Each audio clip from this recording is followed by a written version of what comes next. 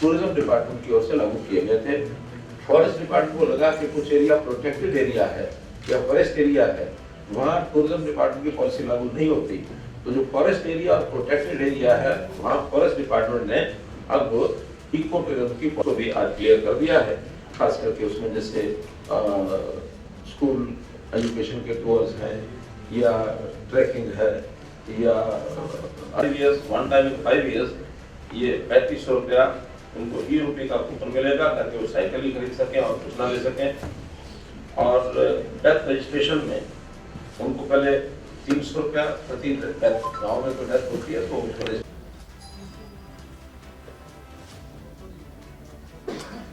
नमस्कार। आइए, पहले तो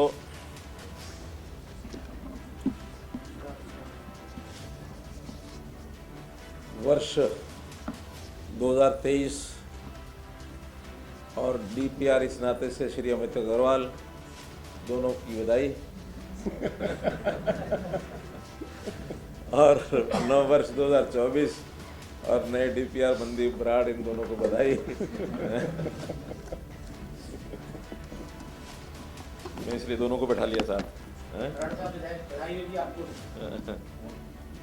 सबको नव वर्ष की बधाई हो। आज इस वर्ष की पहली कैबिनेट मीटिंग थी 2024 की। तो इस कैबिनेट मीटिंग में कुल 17 एजेंडाज थे, जिसमें से चर्चा करने के बाद 2 एजेंडाज ऐसे थे जिसमें छोटी मोटी कमी पाई गई, तो उसको अगली मीटिंग के लिए रेफर किया है। 15 के ऊपर चर्चा करके उनको पास किया है। मुख्य रूप से उसमें जो आपको बताने लायक बातें हैं, उसके अंदर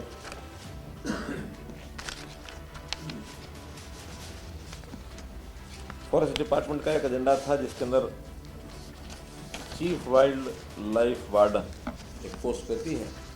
उसमें यह था कि पहले डायरेक्ट IFS भी लग सकते थे और नीचे से HFS को प्रमोट करके भी लाते थे, लेकिन गवर्नमेंट ऑफ इंडिया के वहाँ से ही जो फॉरेस्ट डिपार्टमेंट है उन्होंने परिवर्तन किया। हमने यहाँ भी परिवर्तन कर लिया है कि अब पोस्ट प्रमोशन से नहीं होगी, डायरेक्ट IFS ही उसमें लग सकेगा। तो ये एक विषय जो कुछ नेचर लवर्स हैं, फॉरेस्ट के लोग हैं, उनके लिए मतलब ये हो सकती है। एक विषय वैसे तो उसका निर्णय पहले कर लिया था, आपको बता भी दिया होगा, कि फिर भी आज कैबिनेट में फॉर्मली उसको क्लियर किया गया है कि ग्रामीण परिवारों के जो बिजली के जो पानी के बिल थे वर्षों से पेंडिंग थे, डिफ़ॉल्ट अमाउंट काफ़ी बड़ी हो गई थी और 2013-14 में कभी टैंकियाँ बांटी गई थी। उन टैंकियों के हिसाब से उसी समय लागू किया था कि 20 रुपये महीना उनका पानी का बिल रहेगा। टैंकी लगने के बाद लोगों ने टैंकियाँ ले ली, पानी के बिल मुझे लगता कभी इशू भी हुए होंगे। अब डिपार्टमेंट को जब लगा कि ये विषय तुम्हारा पेंडिंग पड़ा है, उस समय उनके सबके बिल भेजे गए और जब ज़्यादा बिल लगे तो सब लोगों ने कहा कि इतने इतने साल के बिल एक साथ भेजे गए हैं। हमें भी लगा कि ये ठीक नहीं है, तो कम से कम जितना बिल कोई भी सामान्य व्यक्ति पे कर सकता है उतना ही उसको देना चाहिए। तो 2,000, 5,000, 10,000 बिल भी हो गए थे। हमने निर्णय लिया कि उन सब का अनुसूचित जाति के नाते से बिल का दर है 20 रुपये महीना, और जो अनुसूचित जाति गैर अनुसूचित जाति के बाकी अन्य लोग हैं उनकी जो बिल की रेट है उनका 40 रुपये महीना। तो सिर्फ 1 साल का जो है पेंडिंग पिछले प्रीवियस ईयर का वो लेंगे और बाकी सारे का सारा हमने माफ़ कर दिया है, इंक्लूडिंग इंटरेस्ट एंड पेनल्टीज सब माफ़ कर दिया। अब मैक्सिमम बिल अनुजाति परिवार का 240 रुपये और अदर देन अनुसूचित जाति वो 480 रुपये ये लेना है। वो भी अगर एक साथ कोई दे देगा तो ठीक है, एक साथ नहीं देंगे तो अगले 1 साल में उसकी किस्तों में, यानी हर महीने 2 महीने का बिल आएगा 1 साल तक, ताकि उस 1 साल के बाद फिर वो समाप्त हो जाएगा। इसके कारण से कुल 335 करोड़ रुपए तो ओरिजिनल राशि और 40 करोड़ रुपए के लगभग पेनल्टी और इंटरेस्ट ये माफ़ किए गए हैं, अर्थात 375 करोड़ रुपया ये माफ़ किया है ऐसे सब गरीब परिवारों के लिए।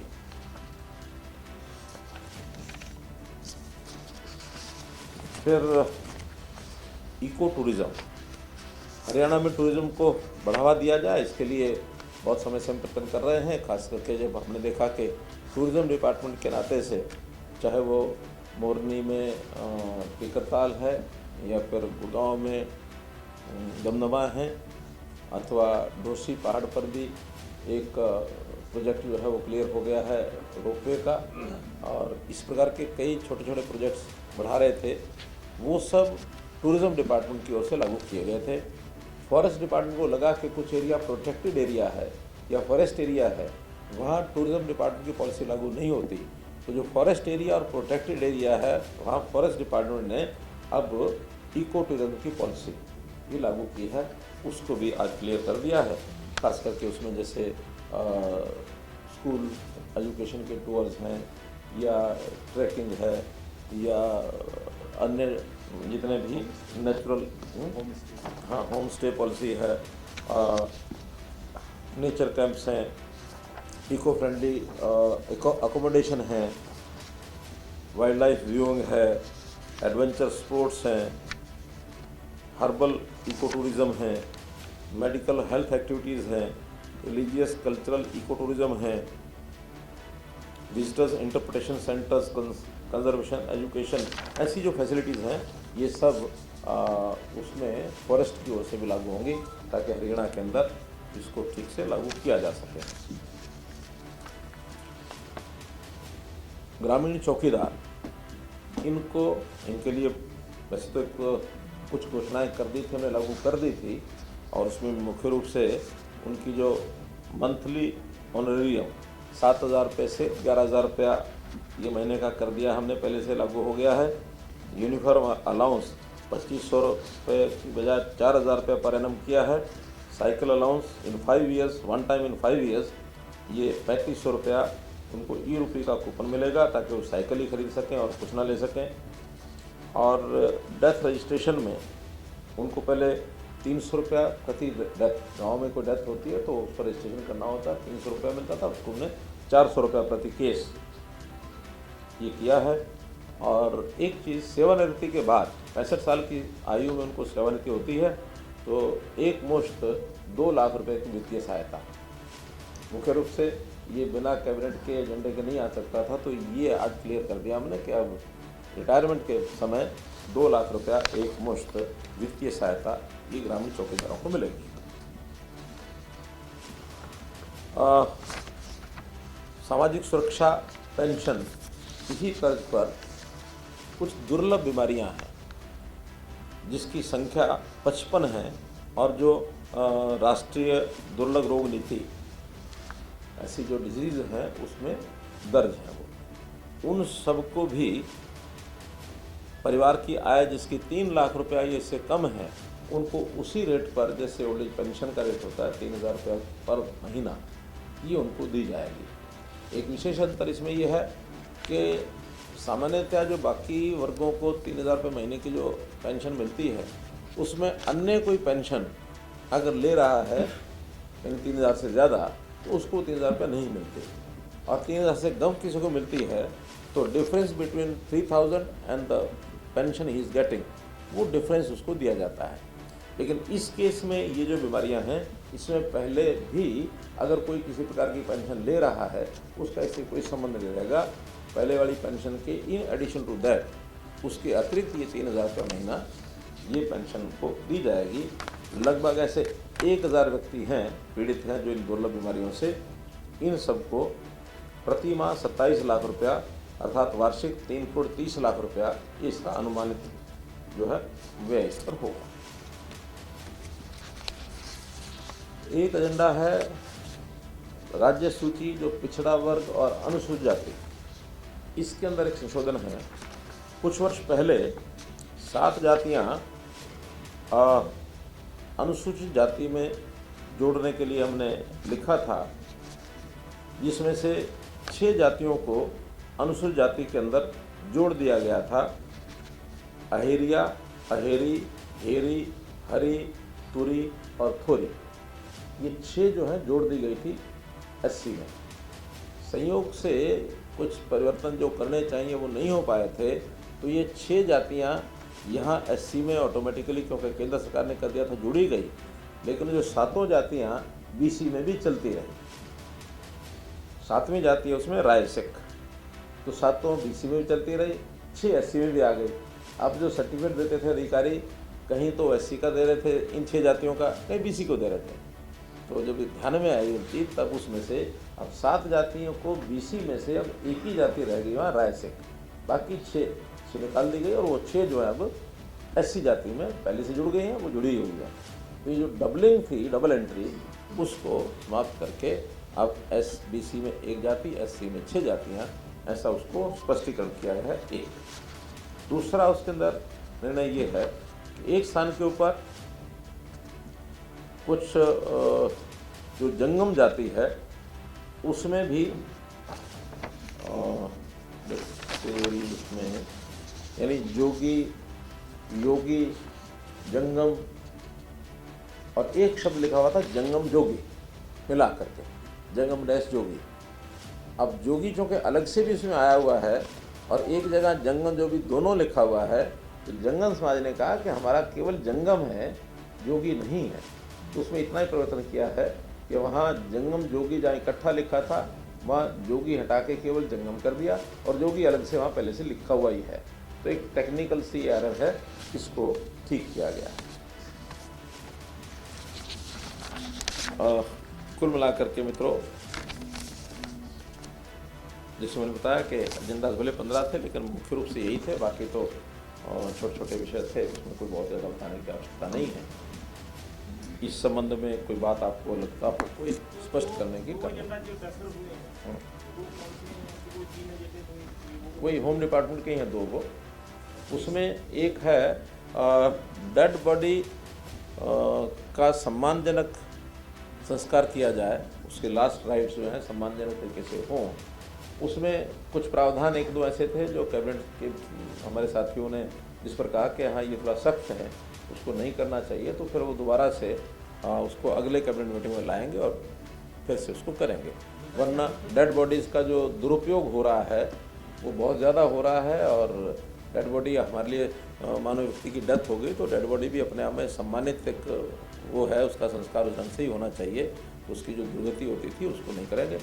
और दूसरा उसमें था पार्टीशन एक्ट के अंतर्गत कुछ डेफिनेशंस थी, उसमें मुख्य रूप से तो जो सम्मन्स को देने की पद्धति है उसमें कुछ चेंजेस हैं कोर्ट के, रेवेन्यू साइड से कोर्ट्स की कोई डायरेक्शंस है तो वो लाना है, और कुछ पार्टीशंस के जो प्रावधान हैं उनको थोड़ा सुझाव आए थे, तो उसमें कोई डेफिनेशन में चेंज करने का विषय और निकालना है। विदेश भेजने वाली जो एजेंसियों को हमें रजिस्ट्रेशन करना था, उसका कुछ अभी आज नेक्स्ट कैबिनेट मीटिंग करेंगे। सर इसमें क्या कर रही है सरकार, कैसे देख रहे हैं सर, क्योंकि बहुत ज़्यादा फर्जीवाड़ा बढ़ा है विदेश भेजने के नाम पर, कई युवाओं का हम इसको चेक करेंगे, और ये जो इस प्रकार की फर्जी तरीके से लोगों को विदेश भेजा जाता है इलीगल तरीके से, इसको हर कीमत पर रोकेंगे। और अब हमने फॉरेन कोऑपरेशन डिपार्टमेंट और जो सेल है हमारा, क्या नहीं HCAN तो ही है, वो placement cell, overseas placement cell और फॉरेन कोऑपरेशन डिपार्टमेंट दोनों मिल करके जहाँ की आवश्यकता होती है उनको आवश्यकता के हिसाब से हम पब्लिक में एडवर्टाइज करते हैं, और HKRN यानी कौशल रोजगार निगम के माध्यम से उनकी ट्रेनिंग कराई जाती है और फिर उनको भेजा जाता है। अभी लगभग 10,000 से ऊपर 10,500 के आसपास एक हमने एडवर्टाइजमेंट की थी, जिसमें 4,000 के आसपास लोगों ने अप्लाई किया है। उनकी सबके ट्रेनिंग होगी रोहतक MD यूनिवर्सिटी के अंदर, और वहाँ जो इजराइल के लोगों की खास करके डिमांड थी, तो जो ट्रेनिंग करवानी है उसमें इजराइल के लोगों का भी उस एग्रीमेंट के अंदर हमने उनको साथ लिया है, और वो ट्रेनिंग करा करके फिर उनको इजराइल जो लोग जाना चाह रहे हैं उनको इजराइल भेजा जाएगा। अगली एक एडवर्टाइजमेंट और 15 जनवरी के आसपास फिर से हम निकालेंगे, ताकि जो लोग इस प्रकार से इलीगली जाने की कोशिश करते हैं उनको एक ठीक और साफ़ सुथरा स्वच्छ रास्ता मिल जाए। विदेश जाना कोई मना नहीं है, और आखिर वहाँ जाकर के नौकरी करें या वहाँ जाकर के व्यवसाय करके अपना कोई फॉरेन एक्सचेंज भी कंट्रीब्यूट करते हैं देश के लिए, तो अपने आप उनके परिवार का भी लाभ होता है, इसमें देश का भी लाभ होता है। तो हम इसको मना नहीं करते, हम इसको प्रमोट करते हैं कि विदेश में भी जा कर के इलीगली ना जाएं, लीगल तरीके से जाएं। तो डिपार्टमेंट ने पहल की। सर जीएसटी संग्रह में एक बार फिर से हरियाणा जो है देश के 6 राज्यों में 5वें स्थान पर है। अच्छी बात है, देखना तो यही है। बजट सेशन है क्योंकि इस बार लोकसभा का चुनाव आना है 3-4-5 साल या 10 साल के आसपास होता है, तो पहले होता है। तो अभी 9 महीने हमारे इस बजट सेशन 30 वर्ष के पूरे हो गए।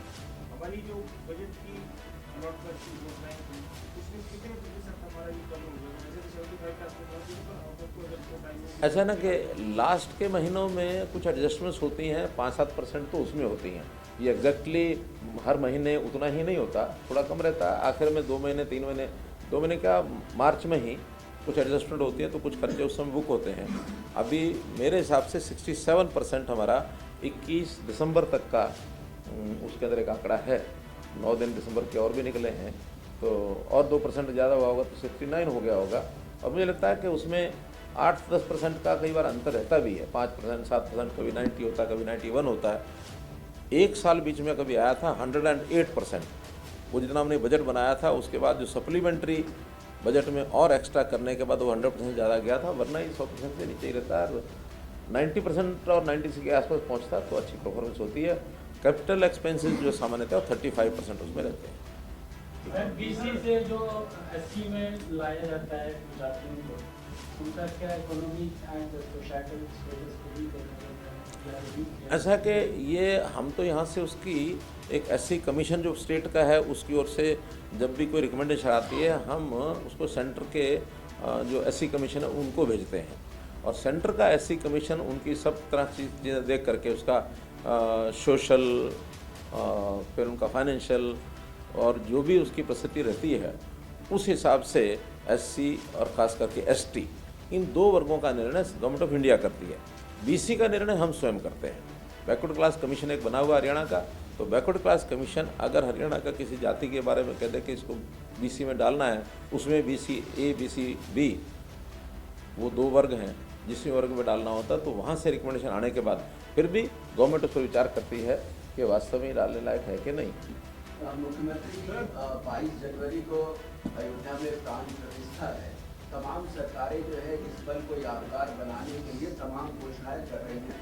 जैसे छत्तीसगढ़ ने 22 जनवरी को पूरी तरीके से ट्राइडेंट घोषित कर दिया है, तो हरियाणा सरकार ने भी कुछ इस तरह की प्लानिंग की है कि इसको यादगार बनाने के लिए कोई घोषणा कर रही है?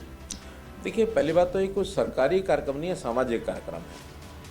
ये अलग बात है कि प्राण प्रतिष्ठा के कार्यक्रम पर प्रधानमंत्री जी स्वयं वहाँ रहने वाले हैं और एक आह्वान किया गया है कि सब लोग इसको खुशी से जो तरीका होता है मनाने का, खास करके दीपावली जैसा उत्सव बने, घरों में लोग दीप जलाएं और माहौल ऐसा बने, और बाद में हर एक प्रदेश के लोग अपने अपने हिसाब से वहाँ जाएंगे, वहाँ भीड़ ज़्यादा ना हो जाए।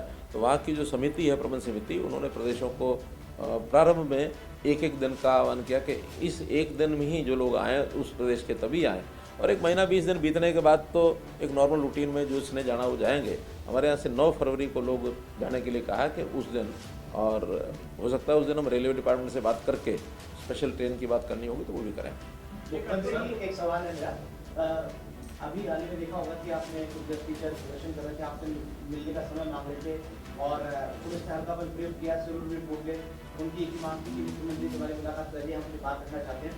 उसके बाद पटवारियों ने भी हड़ताल की घोषणा कर दी। अमूमन देखा जा रहा है लगभग कई डिपार्टमेंट के लोग जो है हड़ताल करके दबाव बनाने की कोशिश कर रहे हैं, तो समस्या कहाँ आ रही है? उनकी मांग आप तक नहीं पहुँच पा रही है, या ऐसी वो मांगे पूरी कह रहे हैं जो आप पूरी नहीं कर पा रहे हैं? मतलब है क्या स्थिति, अभी आपके संज्ञान में क्या मामला है?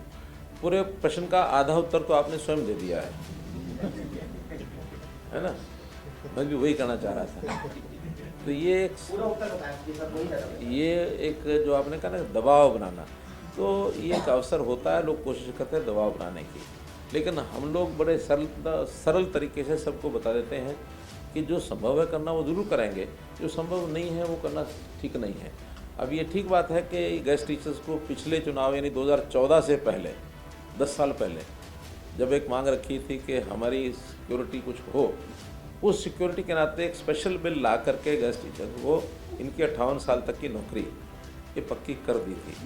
अब उनका कहना है कि रेगुलर किया जाए, रेगुलर करने का प्रावधान अभी कहीं है नहीं, क्योंकि रेगुलेशन पॉलिसी जो 2014 की भी बनी थी, हाई कोर्ट ने उसको रिजेक्ट किया था कि 2014 की पॉलिसी 2011 की माने की थी। 2011 की पॉलिसी के हिसाब से अगर कोई रेगुलर करने की किसी की स्थिति हो, हम पहले भी किए हैं, आगे भी करेंगे, लेकिन 11 के बाद 14 को स्पेशली हाईकोर्ट ने कहा था कि आगे किसी प्रकार की कोई रेगुलेशन पॉलिसी स्टेट नहीं लाएगी, क्योंकि इसको बैक एंट्री माना गया है।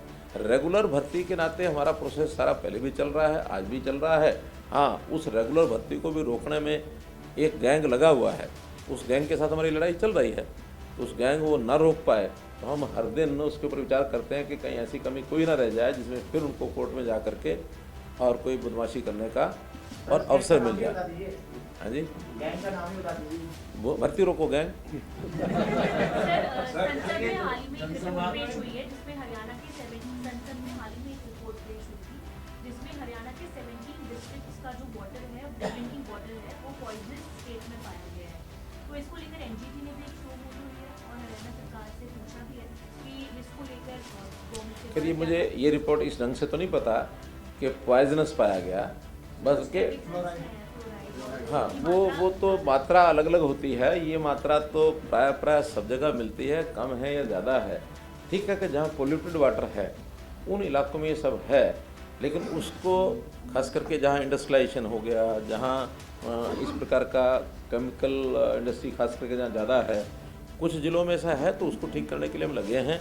और उसके जितने भी CET प्लांट्स हैं उन सब के ऊपर हम ध्यान दे रहे हैं। खासकर जगाधरी है, पानीपत है, हमारा फरीदाबाद है, ऐसे कुछ डिस्ट्रिक्ट्स हैं हमारे चिन्हित हैं, उसके ऊपर हम पूरा काम कर रहे हैं। और जितना स्पीड से हरियाणा काम कर रहा है, चाहे उसके अंदर घग्गर का एरिया और चाहे उसके अंदर यमुना का एरिया, इसके ऊपर स्पीड से हम काम कर रहे हैं। हम भी चाहते हैं कि जल्दी जल्दी ये हो, लेकिन क्योंकि डेवलपमेंट के काम में इंस्टॉलेशन के उसमें टाइम लगता है, तो उस टाइम के हिसाब से हम कभी भी गंदा पानी को कहीं डालने के लिए तैयार नहीं है। बल्कि हम तो दिल्ली को भी आग्रह करते हैं कि जो हम पानी जिस लेवल का देते हैं, सोनीपत से एंटर करता है, दिल्ली पार करने के बाद ओखला में जो मिलता है, बहुत बुरी स्थिति में वो सारा काम। और हमारे भी 3 डिस्ट्रिक्ट उससे अफेक्टेड हैं, फरीदाबाद, पलवल और नूह। उन तीनों जिलों में आगरा कैनाल का जो वाटर जाता है, जो यहाँ से ओखला बैराज से निकलता है, वहाँ तीनों जिलों में बहुत बुरी स्थिति से वो पानी पहुँचता है।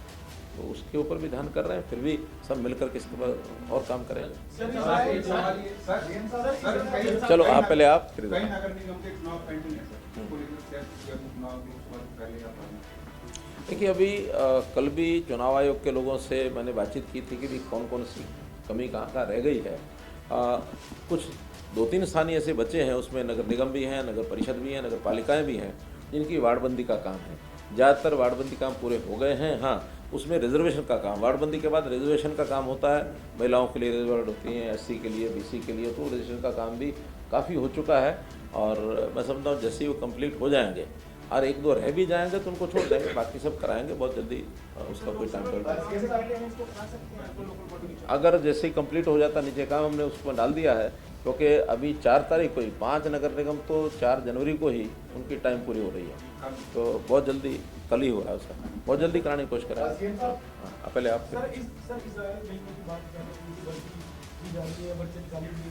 एक आपने बात की थी कि अफ्रीका में भी खेती के लिए किसानों को दिया जाएगा, हरियाणा किसानों को, सर वो क्या योजना? वो योजना ये है कि बहुत सी देशों में ज़मीन बहुत है, उनके किसान और उनकी आबादी कम है।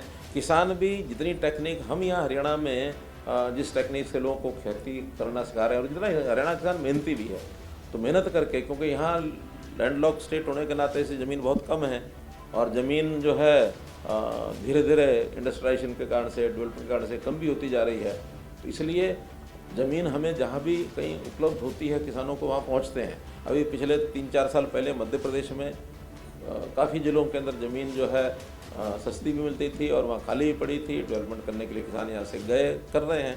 अब अफ्रीका के जो देश हैं वहाँ ज़मीन बहुत खाली है, और वहाँ के जो इन्वेस्टर्स थे, मेरी उनसे जो बातचीत हुई, उन्होंने कहा कि आप हमारे यहाँ आइए, 50,000, 1 लाख, 2 लाख हेक्टेयर जितनी ज़मीन चाहिए हमसे आप MOU करें।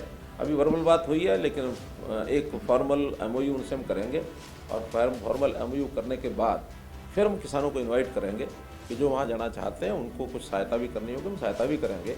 ताकि जा कर के इक्का दुक्का नहीं समूह में जाए, ज़्यादा अच्छा रहता, ताकि समूह के नाते से उनकी सुरक्षा, उनकी बाकी सारी चीज़ें, फिर दूसरे देश में जाकर के इतना आसान भी नहीं होता करना, लेकिन हम ट्रेनिंग भी देंगे, सहायता भी करेंगे, अगर जा करना चाहेंगे तो भेजेंगे।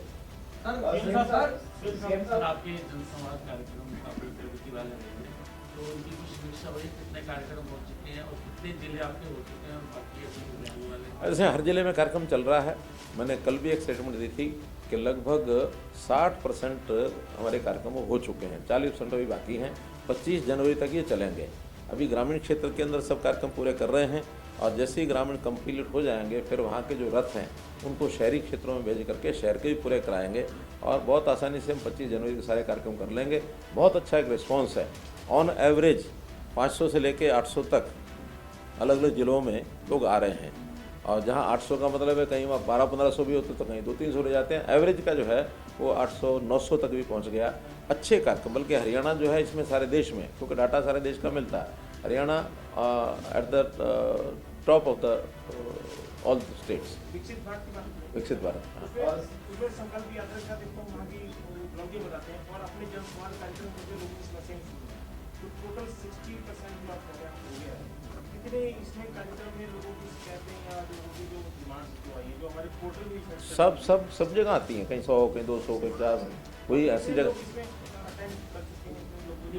मैंने बताया ना कि ऑन एवरेज अब 700-800 भी लगाएंगे कितने सभी तो सर हो गए करीब 800 के हिसाब से जोड़ा था, करीब 25 लाख से ऊपर लोगों ने प्लस अटेंड कर लिया। 25 लाख प्लस। ये तो पूरे देश में चलते हैं। आपके जो व्यक्तिगत जनसंवाद कार्यक्रम वो कितने नहीं, जिले अब हैं?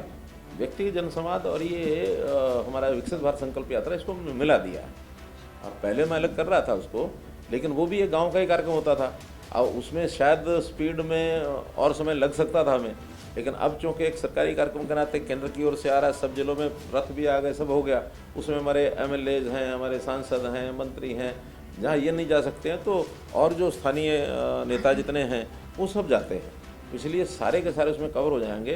25 जनवरी तक ये काम जनसंवाद और ये जो संकल्प यात्रा ये सारा कंप्लीट हो जाएगा। उसमें जो भी शिकायतें या डिमांड्स जो आती हैं उसको हम पोर्टल पर डालते हैं। कल डेट तक कोई 56,000 ऐसी डिमांड्स और वो जो हमारी शिकायतें हैं वो डल चुकी हैं और उसके अंदर रेगुलर काम चल रहा है उसमें। सर वैसे आपने बताया भी पहले, ये कोई संभावना अभी लोकसभा के बाद विधानसभा चुनाव करवाने की बनती? मैंने बताया हम तैयार हैं, बाकी हमारे हाथ में नहीं है।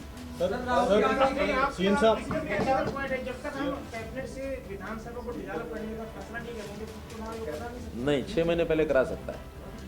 हम नहीं भी करें तो 6 महीने पहले चुनाव आयोग चाहे तो यूनिलेटरल डायरेक्शन दे के करा सकता है कि नहीं अब 6 महीने बाकी बचे हैं और वो करा सकते हैं।